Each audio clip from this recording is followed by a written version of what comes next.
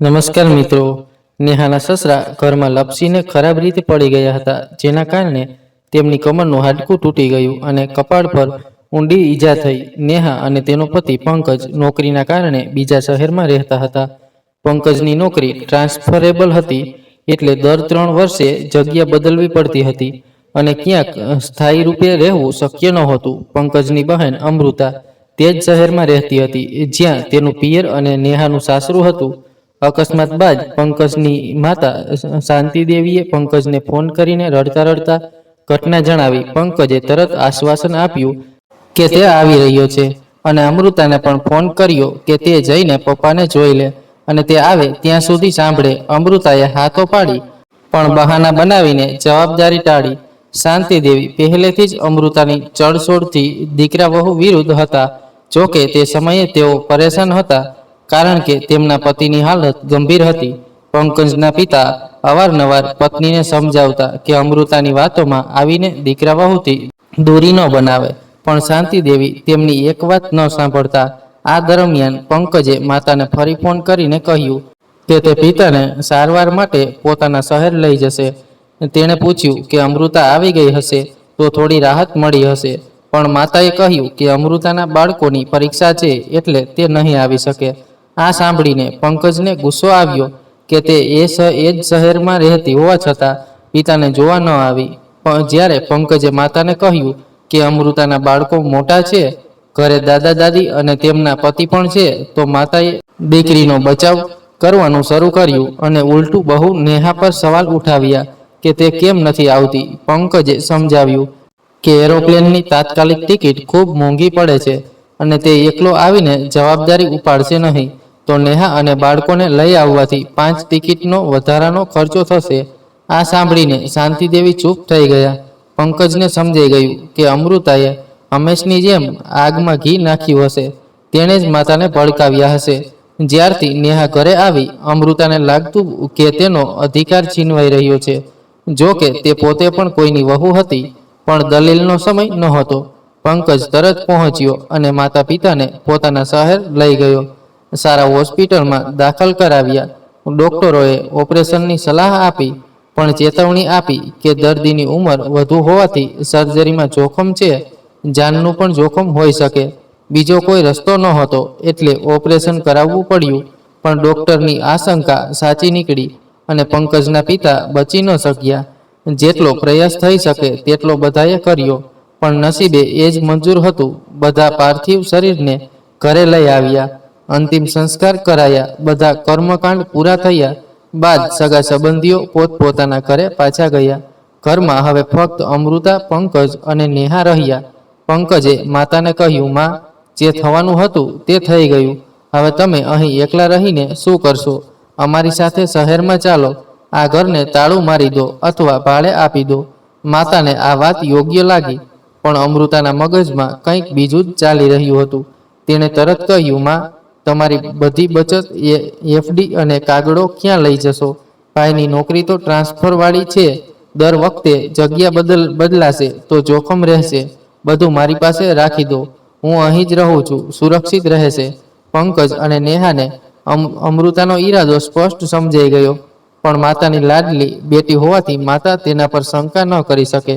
જો તેઓ કંઈ બોલે તો માતાને લાગે કે તેઓ જ ખોટા છે। માતાએ કહ્યું, હા, અમૃતા સાચું કહે છે, હું બધું તેની પાસે રાખી દઉં। પણ પંકજે બુદ્ધિમત્તા દાખવી। તેણે કહ્યું, માં, જ્યારે બેંક લોકર જેવી સુરક્ષિત સુવિધા છે, તો કોઈ પર બોજ કેમ નાખવો? જો કાલે કંઈ ગડબડ થઈ તો અમૃતાને પણ ખરાબ લાગશે। હું બેંકમાં લોકર ખોલાવી દઉં, બધું ત્યાં રાખી દો, સુરક્ષિત રહેશે। માતાને પંકજની વાત સાચી લાગી। તેમણે કહ્યું, તું બિલકુલ સાચું કહે છે, હું મારું બધું લોકરમાં રાખી દઈશ। વળી મારી પેન્શન આવે છે, તેનાથી મારો ખર્ચ આરામથી ચાલી જશે। પંકજે હસીને કહ્યું, માં, તમારે તમારા ખર્ચાની ચિંતા કરવાની જરૂર નથી, અમે બંને મળીને તમારું પૂરું ધ્યાન રાખીશું। અમૃતાને અપેક્ષા નહોતી કે પંકજ આટલી સરળતાથી તેની ચાલ નિષ્ફળ કરી દેશે। માતા પંકજ અને નેહા સાથે ગયા, પણ અમૃતા હાર માનનારી નહોતી। તે રોજ ફોન પર માતા સાથે વાત કરતી અને નેહા પંકજ વિરુદ્ધ નાની નાની વાતો ભરતી। ક્યારેક કહેતી કે નેહા જાણી જોઈને એવું ખાવાનું બનાવે છે જેથી તમારી તબિયત બગડે. ક્યારેક કહેતી કે ભાઈ ભાભી તમને તમારી પેન્શનના પૈસા માટે રાખે છે. આમ ધીમે ધીમે તેણે માતાના મનમાં શંકા ભરી દીધી. 6 મહિનામાં અમૃતાએ માતાના મનમાં એવું ઠસાવી દીધું કે દીકરા વહુ તેમને પૈસાના લાલચમાં રાખે છે.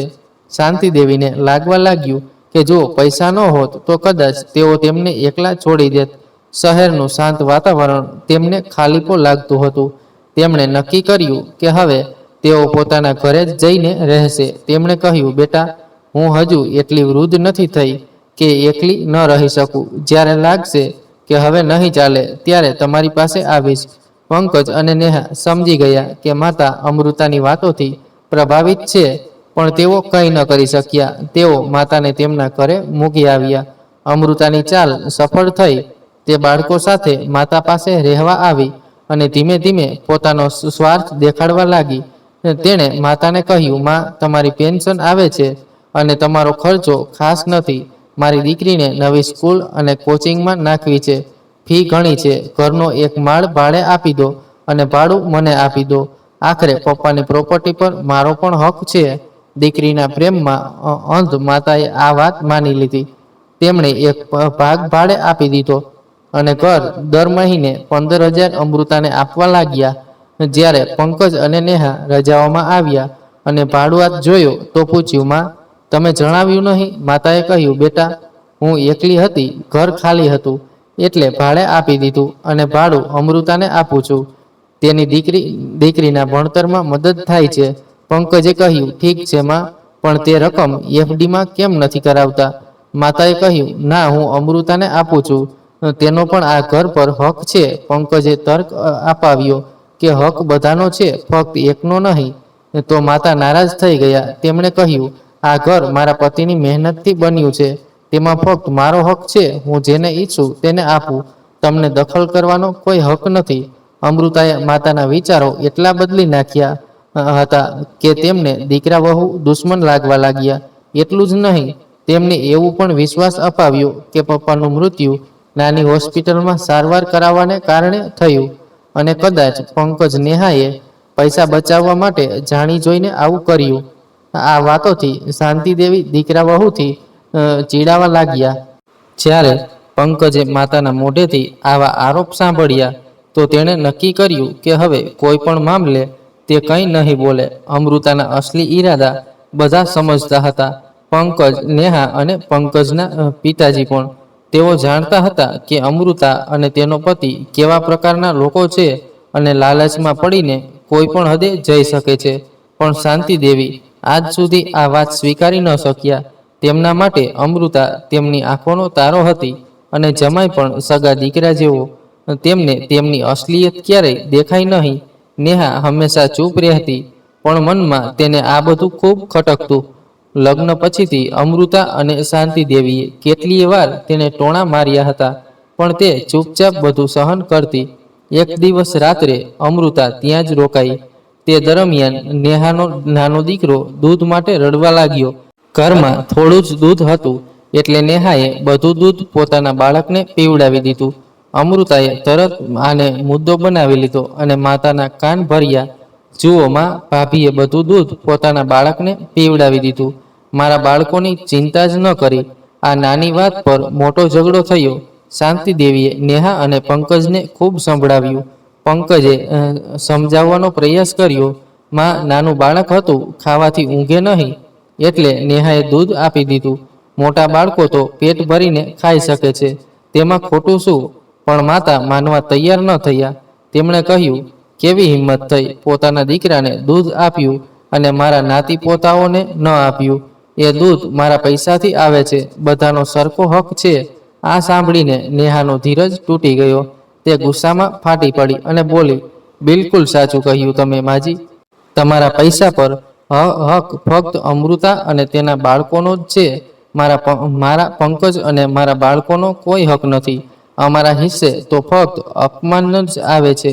સારું છે કે મારો પતિ કમાય છે. અમને કોઈના પર બોજ બનવાની જરૂર નથી. પણ આજે તમે હદ કરી દીધી. જ્યારે બધા હક અમૃતાને આપ્યા છે તો બધી જવાબદારીઓ પણ તેની પાસેથી નિભાવડાવો. હવે હું આ અપમાન નહીં સહન કરી શકું. પંકજ અત્યાર સુધી ચૂપચાપ બધું જોતો હતો. તેને સ્પષ્ટ સમજાઈ ગયું કે માતાને સમજાવવું વ્યર્થ છે. આજ તો અમૃતા ઈચ્છતી હતી કે તેના ભાઈ ભાભી ઘર છોડીને જતા રહે. પંકજ અને નેહા ઘર છોડીને નીકળી ગયા. શાંતિ દેવીને જરાય અફસોસ ન થયો. તેમના મનમાં તો એ બેસી ગયું હતું કે દીકરા વહુ ફક્ત પૈસા માટે તેમની પાસે આવે છે.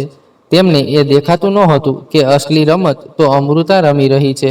દીકરા વિરુદ્ધ ભડકાવીને પોતાનો સ્વાર્થ સાધી રહી છે. આ દરમિયાન અમૃતાના બાળકોએ પણ નાની પાસે માંગણીઓ શરૂ કરી. પહેલા દીકરાએ જન્મદિવસના બહાને સ્કૂટી માંગી, પછી દીકરીએ મોંઘો આઈફોન માંગ્યો. શાંતિ દેવીએ ખુશીથી બધું પૂરું કર્યું. ધીમે ધીમે તેમની જમાપૂંજી ખૂટવા લાગી. પણ અમૃતા અહીં અટકી નહીં. તેણે વધુ ચાલ રચી, કારણ કે હવે ફક્ત પેન્શન કે નાની નાની રકમથી તેનું પેટ નહોતું ભરાતું. તેની નજર હવે માતાના ઘરેણાં અને પ્રોપર્ટી પર હતી. તેણે માતાને બરગડાવીને લાખોના ઘરેણાં લોકરમાંથી કઢાવી લીધા, એમ કહીને કે તેની દેરાણી હંમેશા ઘરેણાથી લદાયેલી રહે છે અને તે લગ્નમાં કંઈ ન પહેરે તો કેવું ખરાબ લાગે છે. માતા દયાળુ હતા. તેમણે ઘરેણાં આપી દીધા. પંકજ અને નેહા બધું જાણતા હતા કે અમૃતા શું રમત રમી રહી છે. તેનો પતિ પણ સરખો સાથ આપી રહ્યો હતો, પણ તેઓ ચૂપ હતા, કારણ કે માતાને સચ્ચાઈ બતાવવી હવે અશક્ય હતું.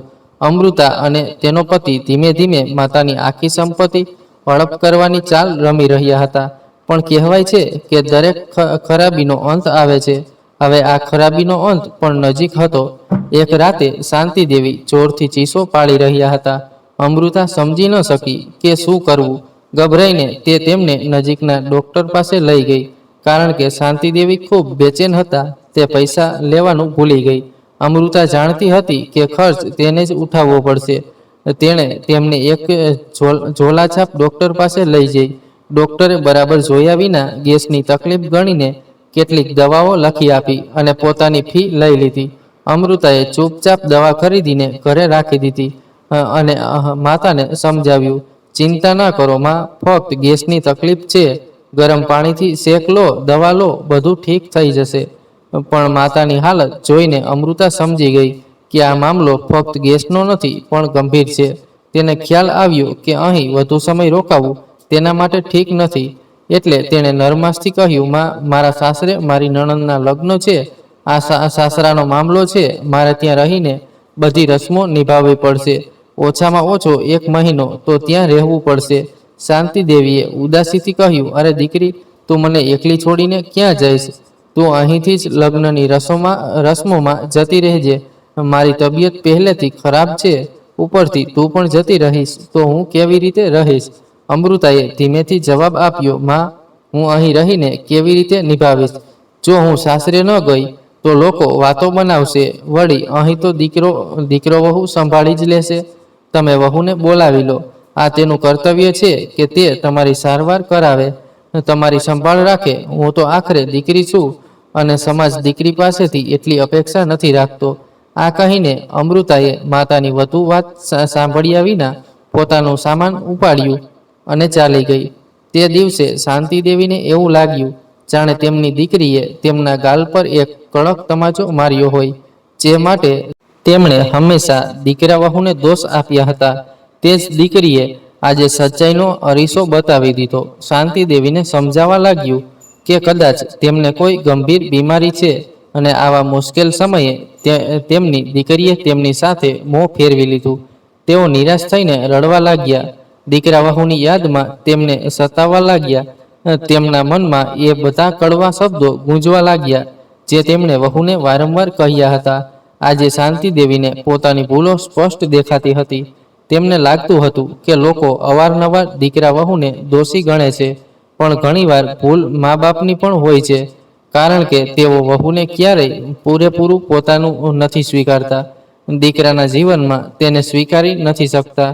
જ્યારે દીકરીને તેઓ હંમેશા પોતાની ગણીને આંખો બંધ કરીને ભરોસો કરે છે અને એ જ મુસીબતના સમયે સૌથી પહેલા સાથ છોડી દે છે.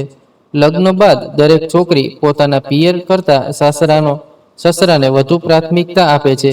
આ તેનું નવું ઘર હોય છે, એટલે સ્વાભાવિક છે કે તે પહેલા તેના વિશે જ વિચારે.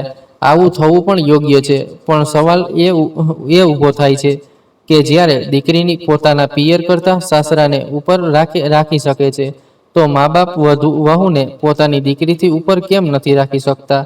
કદાચ આ જ કારણે સંબંધોમાં ખટાશ આવવા લાગે છે. બીજી તરફ અમૃતા ખૂબ ચાલાક હતી. તેને સારી રીતે સમજાઈ ગયું હતું કે માતાને યોગ્ય સારવારની સખત જરૂર છે. તેના મનમાં એ ડર પણ હતું કે જો માતાની તબિયત વધુ બગડી તો હાથમાં આવેલો ખજાનો તેની પાસેથી છીનવાઈ જશે. પણ જો માતા સાજા થઈ જશે તો તે તેમને સરળતાથી પોતાના કબજામાં લઈ લેશે.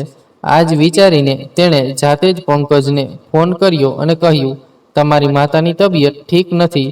તેમના પેટમાં તીવ્ર દુખાવો છે. તેમને તરત કોઈ સારા ડૉક્ટરને બતાવો. અહીં નાના શહેરમાં યોગ્ય સુવિધા નથી, એટલે હું સારવાર ન કરાવી શકી.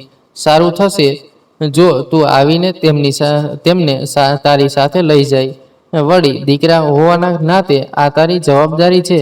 પંકજે તીખા અવાજમાં જવાબ આપ્યો, હા, જવાબદારી તો બધી મારી જ છે. તને તો ફક્ત હક જોઈએ, હિસ્સો જોઈએ, પણ માં મારી છે. હું તેમનું ધ્યાન રાખીશ જ. પણ એ ન કહે કે આ શહેરમાં સારવાર થઈ ન શકે. નાની બીમારીની સારવાર ત્યાં સરળતાથી થઈ શકે છે. સાફ સાફ કહે કે તું તારી જવાબદારીથી બચવા માગે છે. અમૃતાએ બેપરવાહીથી કહ્યું, તું જેવું સમજવા માંગે તેવું સમજ, મને કોઈ ફરક નથી પડતો. અને ફોન કાપી નાખ્યો.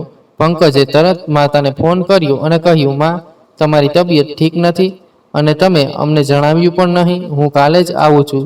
શાંતિ દેવીએ દુખાવો છુપાવતા આંસુ વહેતા કહ્યું, દીકરા, કોઈ ખાસ તકલીફ નથી. તું પરેશાન ન થા. અસલમાં તેઓ પોતાના કરેલા પર ખૂબ શરમ અનુભવતા હતા. તેમને યાદ આવતું હતું કે કેવી રીતે તેમણે હંમેશા દીકરીનો પક્ષ લઈને વહુનું દિલ દુભાવ્યું હતું. પણ આ ક્ષણે પેટના દુખાવાથી તેઓ ખૂબ હેરાન હતા. પંકજે હિંમત આપતા કહ્યું, માં, ગભરાશો નહીં. હું અને નેહા જલ્દી આવીએ છીએ. અમે ત્યાં જ તમારું પૂરું ચેકઅપ કરાવીશું.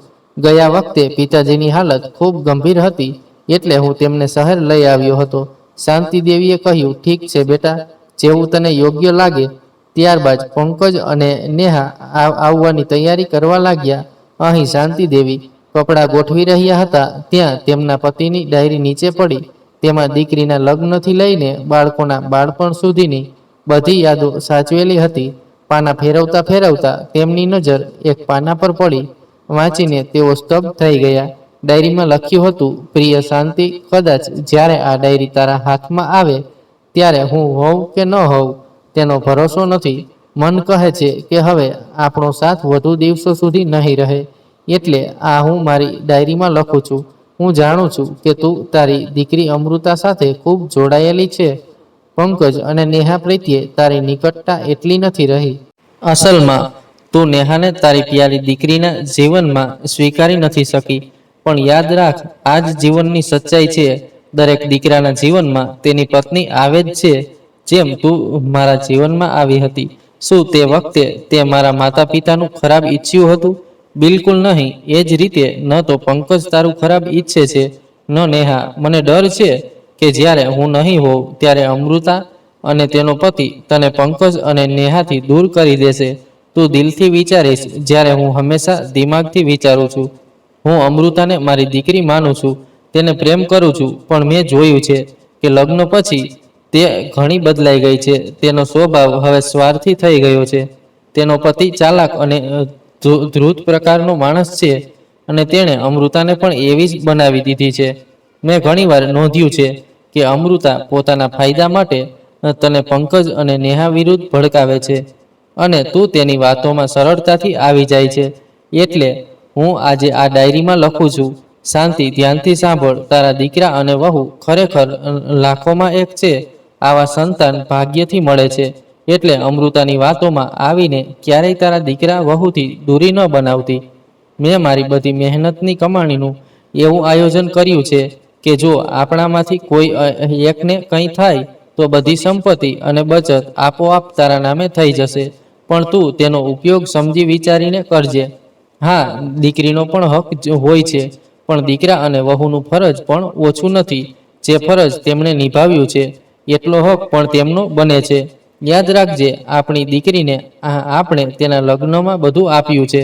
તેના લગ્ન સારા ઘરમાં કર્યા, તેના પર પાણીની જેમ પૈસા ખર્ચ્યા, પણ હું ક્યારેય નહીં ઈચ્છું કે દીકરાનો હક છીનવીને દીકરીને આપવામાં આવે. મારી આ અર્જિત સંપત્તિ પંકજ અને નેહાની છે. તેમનો અધિકાર છે. અમૃતાને તેના સાસરેથી ઘણું મળશે. ત્યાં તેનો હક બન્યો છે. મારી સંપત્તિ પર ફક્ત મારા દીકરા અને વહુનો હક છે. કેટલીક એફડી અને કાગળો મેં તેના માટે અલગ રાખ્યા છે. તે તું તેને આપી દેજે, પણ તેનાથી વધુ ન આપજે, કારણ કે તે ન્યાયી નહીં હોય. ન્યાય એ જ છે કે દરેકને એટલું જ મળે જેટલો તેનો હક બને. મને ભરોસો છે કે તું મારી આ વાતનો દિલથી સમજીશ અને સાચો નિર્ણય લેશ. શું તેમના પતિને પહેલેથી જ અંદાજો હતો કે આગળ આવું કંઈક બનવાનું છે, કે પછી તેઓ શાંતિદેવીની કમજોરીને સારી રીતે સમજતા હતા? આ સવાલોની વચ્ચે શાંતિદેવી એક એક કરીને પોતાની જૂની ભૂલો યાદ કરવા લાગ્યા. બીજા જ દિવસે પંકજ શહેર પાછો આવ્યો અને શાંતિદેવીને સીધા શહેરની સૌથી મોટી હોસ્પિટલમાં લઈ ગયો. ત્યાં તેમનું પૂરું ચેકઅપ થયું. રિપોર્ટ જોઈને ડોક્ટરે જણાવ્યું કે શાંતિદેવીના પિત્તાશયમાં પથરી છે, જેનું તાત્કાલિક ઓપરેશન કરવું જરૂરી છે. પંકજે વિના વિલંબ કહ્યું, ઠીક છે ડોક્ટર સાહેબ, તમે તરત ઓપરેશન કરો. ડોક્ટરે કહ્યું, પહેલા ₹1 લાખ જમા કરાવો. પંકજે કોઈ સવાલ કર્યા વિના તરત 1 લાખ જમા કરાવી દીધા. અસલમાં શાંતિદેવી પાસે હવે પેન્શનની કોઈ ખાસ બચત બચી નહોતી. તેમણે તેમની મોટાભાગની જમા પૂંજી દીકરી પર ખર્ચી દીધી હતી. આજે શાંતિદેવીને ઊંડી ઠેસ પહોંચી. જે દીકરી પર તેમણે અત્યાર સુધી ખુલ્લેઆમ ખર્ચ કર્યો, તે જ તેમને સારા ડોક્ટર પાસે પણ ન લઈ ગઈ, ફક્ત પોતાના પૈસા બચાવવાની ચિંતામાં. અને જે દીકરા વહુને તેમણે હંમેશા ટોણા માર્યા, તે આજે સૌથી પહેલા તેમની સાથે ઊભા છે. બીજા દિવસે ઓપરેશનનો સમય નક્કી થયો. નેહાનું નાનું બાળક હોવાથી તેને હોસ્પિટલમાં રોકાવાની પરવાનગી નહોતી. આવી સ્થિતિમાં શાંતિદેવીએ અમૃતાને ફોન કર્યો, નેહા હોસ્પિટલમાં નહીં રહી શકે, તેનું બાળક નાનું છે, તું આવી જા. ફક્ત એક દિવસની જ તો વાત છે. પણ અમૃતાએ સાફ ના પાડી, અરે માં, આ તમે શું વાત કરો છો? હું હોસ્પિટલમાં કેવી રીતે રહી શકું? મને તો ત્યાંની વાસથી જ ઉલટી થવા લાગે છે. અને વળી આ જવાબદારી તો તમારી વહુની છે, તે જ નિભાવશે. તેનું પિયર તો નજીકમાં જ છે. એક દિવસની વાત છે, બાળકને તેની માં સંભાળી લેશે. આટલું કહીને અમૃતાએ ફોન કાપી નાખ્યો. શાંતિદેવીની આંખોમાંથી પશ્ચાતાપના આંસુ વહેવા લાગ્યા. તેમને લાગ્યું કે જે દીકરીના હકની વાતો સાંભળીને કાન પાકી ગયા, તે જ દીકરીએ હવે માતાની જવાબદારીથી પીછેહટ કરી રહી છે. પંકજે નજીક આવીને કહ્યું, માં, તમે પરેશાન ન થાઓ, હું છું ને, અને અહીં નર્સ પણ છે, બધું સંભાળી લઈશું. ઓપરેશન સફળ રહ્યું. થોડા દિવસ બાદ શાંતિદેવી ઘરે આવ્યા. તેઓ ખૂબ નબળા હતા. આ વખતે પંકજે પણ લાંબી રજા લીધી હતી, જેથી તે પોતાની માતાની સેવા કરી શકે. નેહાએ પણ પોતાની રીતે સેવામાં કોઈ કસર ન રાખી, પણ મનમાં તે હજુ પણ પાછલી ઘટનાઓ નહોતી ભૂલી, જ્યારે શાંતિદેવીએ તેને એક ગ્લાસ દૂધ માટે પણ અપમાનિત કરી હતી. એટલે નેહા પોતાનું કર્તવ્ય નિભાવી રહી હતી, પણ ચૂપચાપ. થોડા દિવસ બાદ અમૃતા માતાને મળવા ઘરે આવી. શાંતિદેવીએ કટાક્ષ કર્યો, કેમ હવે માને જોવાની ફુરસદ મળી? અમૃતા હસતા બોલી, અરે માં, આમાં એટલી મોટી વાત શું છે? પિત્તાશયમાં પથરી થવી એ તો આજકાલ સામાન્ય બાબત છે. નાના મોટું ઓપરેશન જ તો હતું. આટલી ગંભીર વાત નહોતી કે તમે મને ટોણા મારો. થોડીવાર બેસીને તેણે કહ્યું, ચાલો માં, હવે હું જાઉં છું. ઘરે ઘણું કામ છે. હા, જતા જતા મને ભાડું તો આપી દો. દીકરીની ફી અને ટ્યુશનની ફી ભરવાની છે. શાંતિદેવીએ ગંભીર સ્વરમાં કહ્યું, આ વખતે ભાડું ન આપી શકું. ઓપરેશનમાં 1.5 લાખ અને દવાઓમાં 25,000 ખર્ચ થઈ ગયા. ઉપરથી પેન્શન પણ ઓછું છે. બાળકોના ભણતરની જવાબદારી મા બાપની હોય છે, તેને પોતાની રીતે નિભાવવી જોઈએ. આ વખતે હું મદદ નહીં કરી શકું. આટલું સાંભળતા જ અમૃતાએ ચીસ પાડી, વાહ માં, દીકરો આવતા જ તમે તો વલણ જ બદલી નાખ્યું. પણ એ ન બોલો કે પપ્પાની સંપત્તિ પર મારો પણ સરખો હક છે.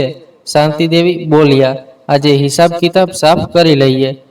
રોજ રોજની ખેંચાતાણ કરતાં સારું છે કે બધા લેવડ દેવડ હમણાં નક્કી કરી લઈએ. મારા 2 બાળકો છે તો બંનેનો હક સરખો છે, અને જ્યારે હક સરખો છે તો જવાબદારી પણ સરખી હશે. અત્યાર સુધી ઘરનું ભાડું તે જેટલું લીધું તે લગભગ લાખોમાં છે. તેમાંથી અડધો હિસ્સો પંકજને આપી દે, કારણ કે અડધા પૈસાનો હક તેનો બને છે. અને હા, જે ઘરેણાં મેં તને આપ્યા હતા તેમાંથી એક હિસ્સો નેહાનો છે. એક કંગન તું રાખ અને બીજું નેહાને આપી દે. પછી મેં તારી દીકરીને આઈફોન અને દીકરાને સ્કૂટી અપાવી. બંનેનો ખર્ચ લગભગ 3 લાખ થયો. હવે નેહાનો દીકરો નાનો છે, તે ન તો આઈફોન લેશે ન સ્કૂટી, એટલે સારું થશે કે તેની અડધી કિંમત એટલે 1.5 લાખ પંકજના દીકરાના નામે એફડી કરાવી દે.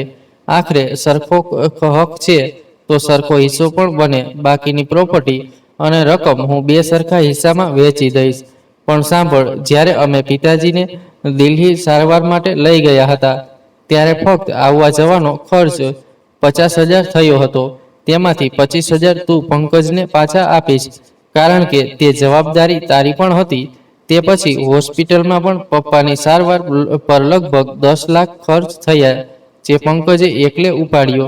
તેમાંથી 5 લાખ તું તેને પાછા આપીશ, કારણ કે ફરજ તારી પણ છે. હક માંગવા આવીશ તો ફરજ પણ નિભાવવું પડશે. ફક્ત દીકરા અને વહુ બધો ખર્ચ કરે અને દીકરી ફક્ત મેવો મલાઈ ખાય એ નહીં ચાલે.